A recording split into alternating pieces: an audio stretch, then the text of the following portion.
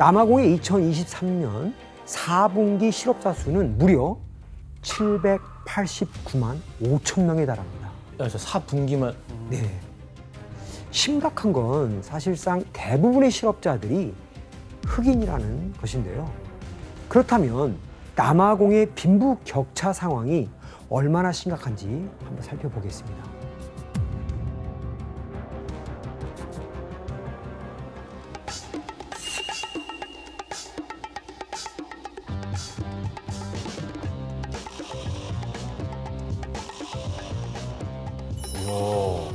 잘 사는데요. 여기 좋은데? 와, 와.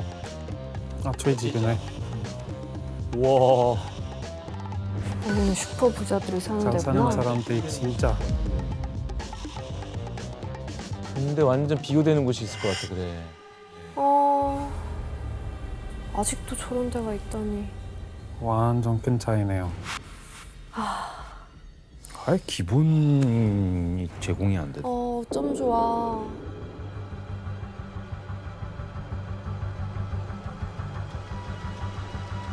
저런 기본적인 거를 왜 저런 데 아직도 있네요. 기본적인 게 제공이 안 되지?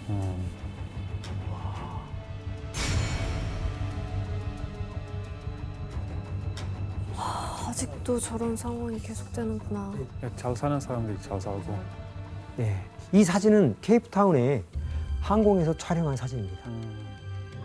좌측은 흑인들이 주로 사는 빈민가로 건물들이 빼곡하게 있고요. 이렇게 우측은 백인 부유층이 주로 거주하는 곳이죠. 와, 극명히 갈린다. 다른 나라 같은데요?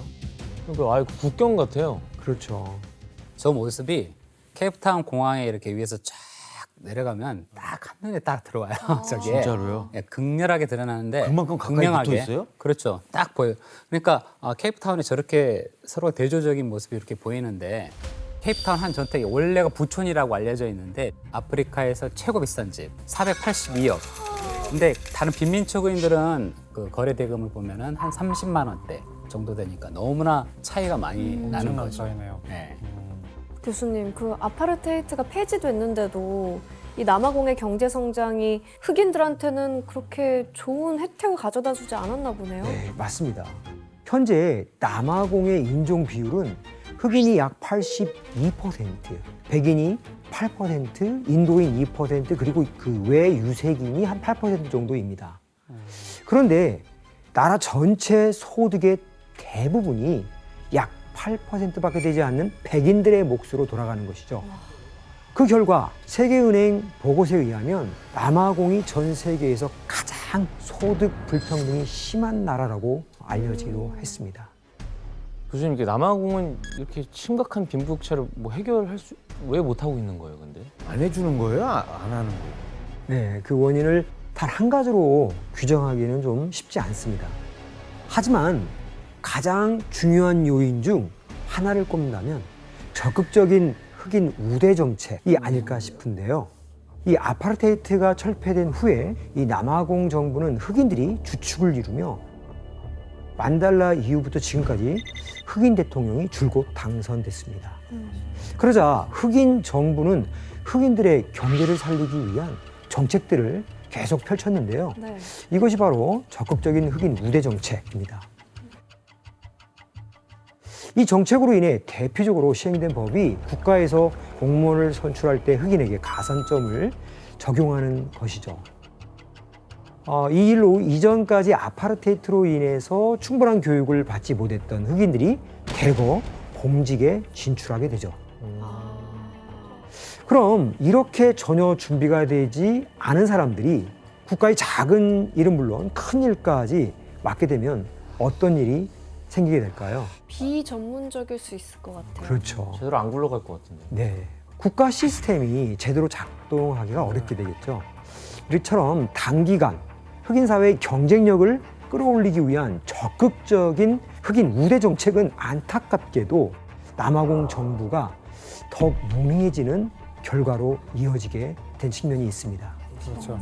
교육에 좀 더 신경 써야 될 것 같은데. 네. 그런데 이 더 큰 문제는 이런 혜택들이 소수의 흑인 엘리트나 정치인들에게만 집중되었다라고 하는데 문제가 있습니다. 이렇게 일부 흑인들만이 부와 권력을 독점하면서 이 빈민가의 흑인들은 제대로 된 혜택도 받지 못한 채 궁핍한 생활에서 벗어나지 못하게 되는 것인데요. 결국 흑인 정부가 들어선 후에 남아공에서는 흑인과 흑인 사이에서도 계급과 빈부가 나누어지는 새로운 사회가 불거지게 된 것입니다. 앤디 씨 이때 흑인 우대 정책 펼쳐질 때 막 백인들의 반응은 어땠어요? 이때 남아공 백인들이도 상황이 또 좋지는 않았습니다. 일자리를 못 구해서 백인들이만 사는 슬럼도 생겼어요. 그렇죠.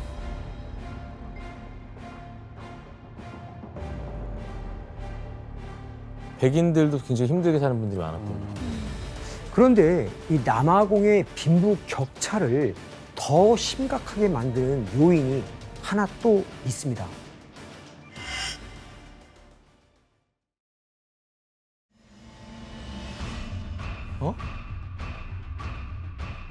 불이 다 꺼. 전력난이야? 왜 정전이지? 정전이시죠? Blackouts, load shedding. 아, 단전하는 게 있어요. 제일 큰 문제예요 지금. 이게 뭐야? 갑자기? 에이, 이거는 켜줘야지. 아이씨.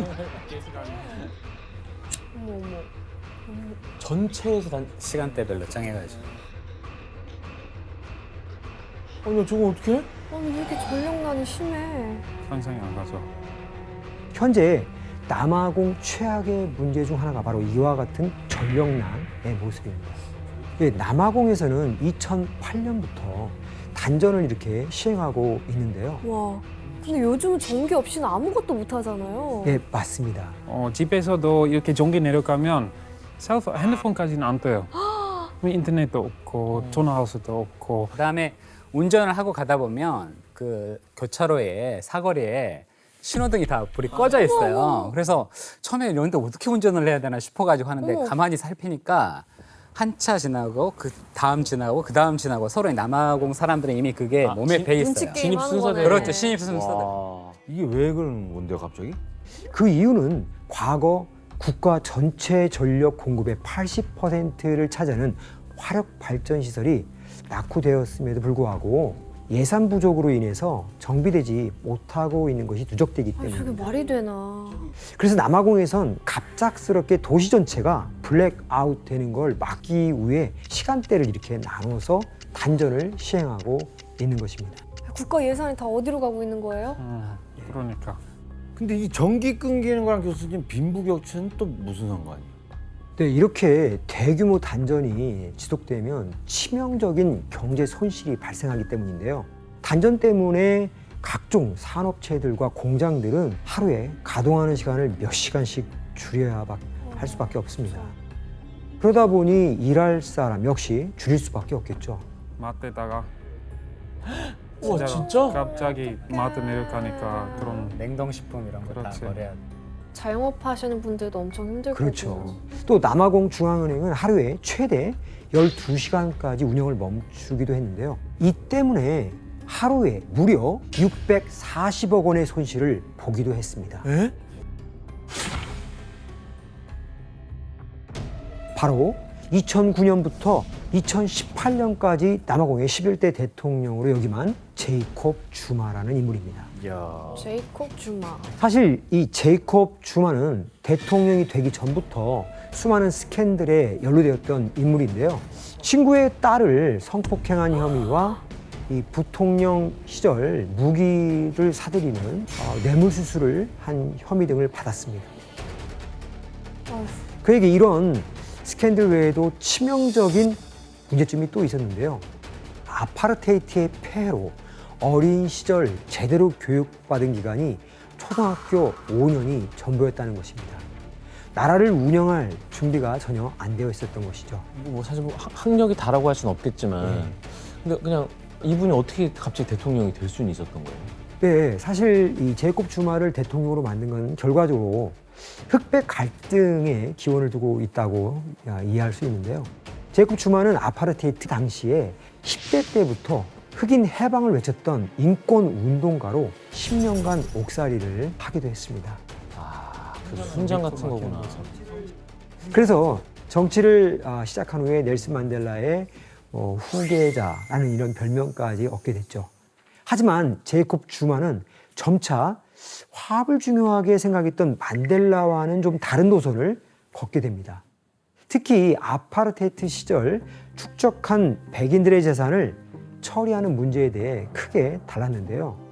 만델라를 비롯해 그의 의견을 좀 따랐던 흑인 정권이 백인들의 재산을 몰수하지 않은 것과 달리 제이콥 주마는 백인들의 재산을 모두 몰수해서 흑인들에게 나눠주겠다고 주장한 것입니다. 백인들을 차별하는 정책을 예. 펼친 건가요? 이렇게 빈곤의 고통을 받던 흑인들, 당연히 제이콥 주마를 지지하는 그러한 결과를 낳게 되는 것이죠. 교수님, 근데 이렇게 뭐 스캔들이니 뭐니 문제가 많은 사람이 대통령이 됐으니까 남아공의 미래가 좀 걱정되는데 어떻게 됐어요? 네, 혜성 씨 예상대로 대통령이 된 제이콥 주마는 심각한 이 만행을 저지르며 남아공 전체를 위기에 빠뜨리게 되는데요. 바로 인도 출신의 굽타 형제와 결탁해서 남아공 역사상 최악의 부패 게이트를 벌인 것입니다.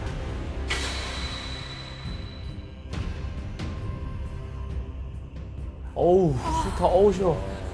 이들은 남아공에 정착한 인도 이주민으로 컴퓨터 관련 이 사업을 통해서 막대한 돈을 벌어들였습니다. 저에게 모자예요.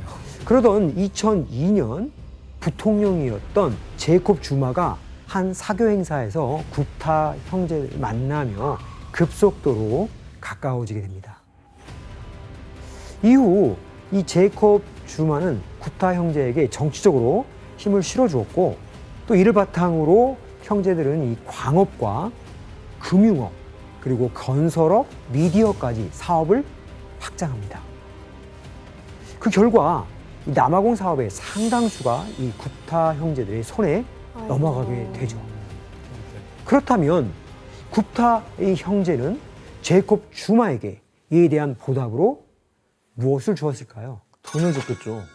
네, 굽타 형제는 이 제이콥 주마가 이 선거 운동을 할 때 헬기와 이 숙소 등 금전적인 지원을 아끼지 않았다고 합니다.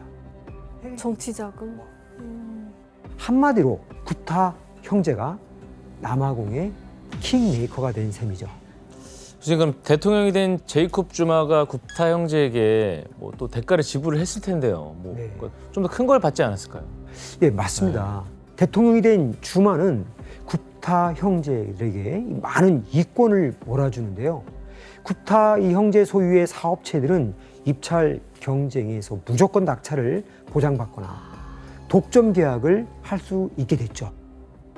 완전 정경유착이네. 그중 가장 심각한 사건은 전력과 연관이 깊습니다. 저 사람들 때문이네요. 전력난이. 이렇게 남아공에서는 국영 전력 회사인 에스콤이 전체 전력의 90%를 공급하는데요. 90%. 심지어 회사의 계약을 오직 굽타 형제가 소유한 회사와만 체결하도록 했는데요. 그 결과 부정부패로 치러진 계약 금액이 무려 1조 1,800원에 달한다고 합니다.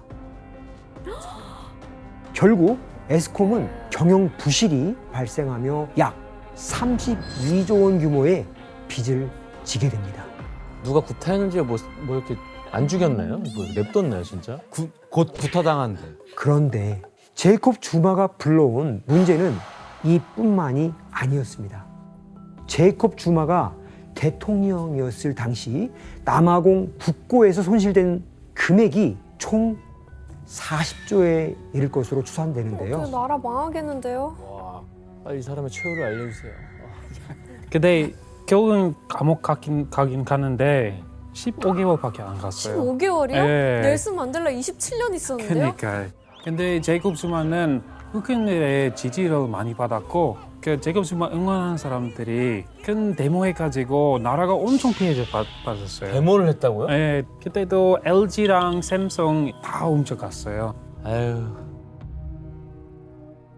정말 국가의 리더가 누구냐에 따라서 나라의 운명이 바뀌네요. 네, 맞습니다.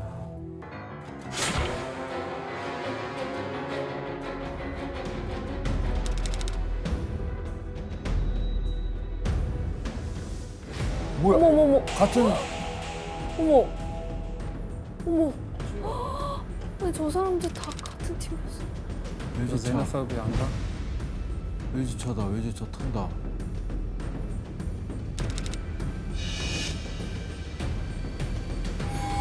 어?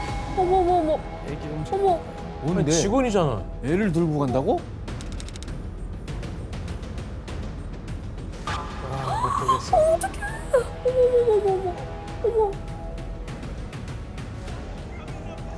이렇게 빈부격차와 가난으로 절망에 빠진 사람들은 범죄로 내몰리게 됐고 그 결과 남아공의 도시들은 손쉽게 범죄에 노출됩니다. 나 말이 안 나올라 그래.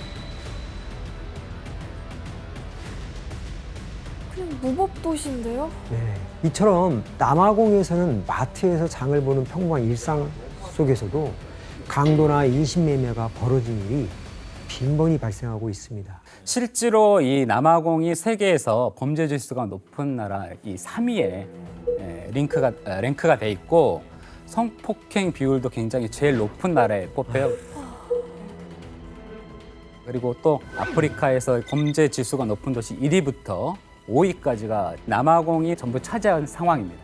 남아공 좀 심각하네, 치안. 이 정도일 줄 몰랐어요. 문제다. 그거 어떻게 살아? 그러게. 그런데 이 남아공의 범죄율을 높이는 또 한 가지 중요한 원인이 있는데요. 또 있어요? 바로 도시에 있는 수많은 범죄 조직, 갱입니다. 극복할 수 없는 이런 빈부격차로 인해서 이 좌절감에 빠진 이 빈민들은 손쉽게 부를 얻을 수 있는 방법으로 갱단에 빠지게 되죠. 특히 갱단의 활동은 남아공 젊은이들에게 일종의 현실 도피의 수단이자 좀 낭만처럼 여겨지기도 합니다. 희망이 없으니까. 네. 이런 현상 속에서 1990년대 초반 남아공에는 10만 명 이상의 갱이 활동했고요. 케이프타운에만 약 130개의 갱단이 있는 것으로 추정됩니다. 그 결과 이 남아공은 갱스터 파라다이스다라는 이런 오명을 쓰기도 했죠.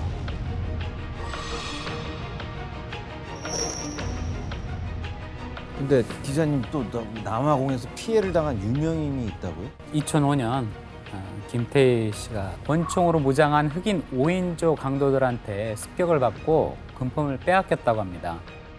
탤런트 김태희 씨가 화보 촬영을 위해 방문한 남아프리카 공화국에서 5인조 권총 강도를 당했던 것으로 밝혀졌습니다. 다행히 인명피해는 없었습니다. 강도다 하는 말이 이렇게 얼핏 들려서 봤더니 앞에서 이렇게 총 들고 누가 한 명이 들어오는 게 보이더라고요. 그래서 저는 그 순간 너무 놀라서 그 뒤로는 계속 고개 숙이고 이렇게 손 올리고 있으라 그러더라고요. 그래서 손 올리고 이제 앞에 쳐다보지는 못하고 벌벌 떨면서 그냥. 너무 심각하네요, 이거. 치안이 이게. 그리고 더 나아가 불법 마약 거래까지 일삼았는데요. 이 때문에 남아공 젊은이들은 마약에 쉽게 노출될 수밖에 없었고 그 여파로 폭력 범죄가 증가하거나 마약을 사기 위해 도둑질을 저지르는 이런 악순환이 되풀이됐죠. 이처럼 갱들은 강도와 성폭행, 살인 등 끔찍한 범죄를 서슴지 않았습니다. 그러니 남아공의 범죄율이 계속 높아질 수밖에 없는 상황에 이르게 됐는데요. 그런데 이렇게 심각한 갱단의 범죄가 더 큰 문제로 이어졌는데 바로 갱단을 잡기 위한 민간 무장 조직이 등장한 것입니다. 얼마나 열이 받았으면은. 그래. 이런 민간 무장 조직은 마약 상인들을 죽여라 라는 이런 구호를 외치면서 거리행진을 하기도 했죠. 근데 경찰들은 뭐하고 민간인들이 그래요? 네, 지원 씨 아주 좋은 지적인데요. 남아공의 이 범죄율을 높이는 또 다른 요인, 바로 경찰 공권력이 무너진 데 있습니다.